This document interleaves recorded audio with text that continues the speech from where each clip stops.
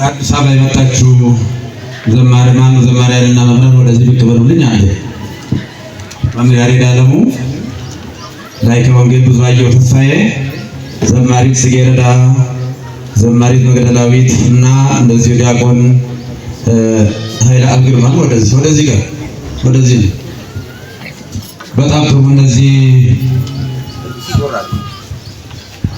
እነዚህ የምታዩዋቸው ልጆቻችን የአባቶቻችን የሐዋርያትን አሰር የተከተሉ ናቸው።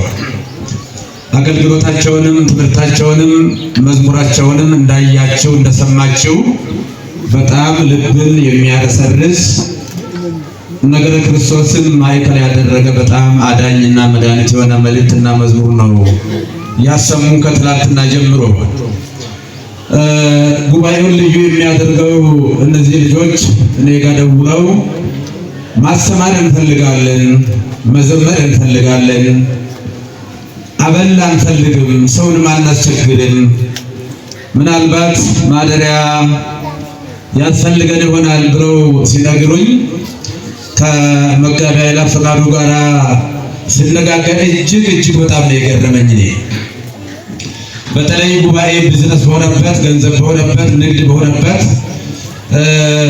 ካልተከፈላቸው ብሩን ካልዛቁ የማይንቀሳቀሱ ነጋዴዎች በበዙበት በዚህ ዘመን የለም በከንቱ ዘር ሳይቀው በከንቱ ሀቡ በነፃ የወሰዳችሁትን በነፃ ስጡ ብሎ ጌታችን ኢየሱስ ክርስቶስ እንደተናገረው የአምቦን ሕዝብ በነፃ እናገለግላለን ብለው ነው የመጡትና አመስግኗቸው።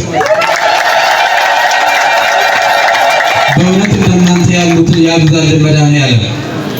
አው በነፃ አገለግላለሁ ምንም አልፈልግም የሚል ሰው በፍጹም አይገኝም። ዛሬ መቼም መኪና ቤንዚን ካላገኘ እንደማይንቀሳቀስ ሁሉ ሰው ያለ ኦክሲጅን እንደማይንቀሳቀስ ሁሉ ያለ ገንዘብ የማይንቀሳቀሱ ዘማሪያን ሰባኪያን በበዙበት በዚህ ዘመን እግዚአብሔር ደግሞ ሰው አያጣምና ሰው ያዘጋጃልና ይልቁንም ደግሞ እኛ የማናውቃቸው የተደበቁ ሰራዊት ስላሉት እግዚአብሔር ባለጸጋ ስለሆነ የቤተ ክርስቲያናችንን ውለታ ያሳደገቻቸውን ለዚህ ያበቃቻቸውን ያከበረቻቸውን ቤተ ክርስቲያንን በነፃ በማገልገላቸው በጣም ሊመሰገኑ ይገባል።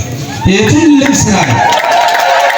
በደንብ እናንተ ብትሆኑ ሰርታችሁ ወይም አሳምራችሁ ሸኟቸው፣ እንቅፋት ሳይመታችሁ እሾህ ሳይወጋችሁ በሰላም በሕይወት በጤና ጠብቆ እግዚአብሔር ወደ ቤታችሁ ያግባችሁ። እኛ የምንከፍላችሁ ዋጋ የለም፣ የምታገኙት ዋጋ ከአምላካችሁ ከእግዚአብሔር ነው። አንድ ቀን እናንተ ለመግባት እንደናንተ ያሉትን በማስተባበር ምዕራብ ሸዋ በሩ ለእናንተ ክፍት ነው፣ የታጠረ አይደለም። በማንኛውም ጊዜና ሰዓት ከሁለታ ጀምሮ እስከ ባኮ በነፃነት ሁኔታዎች ሁሉ አመቻችተን ማስተማር መዘመር ትችላላችሁና ይሄ ቤታችሁ ነው፣ ከተማችሁ ነው። የእናንተ መምጣት ደግሞ ከዛ ከአዲስ አበባ የሀገሩንም ሰላም ደህንነት አንዳች ችግር አለመኖሩን ጭምር መልእክት ያስተላልፋል። እግዚአብሔር ባርካችሁ ይቀድሳችሁ።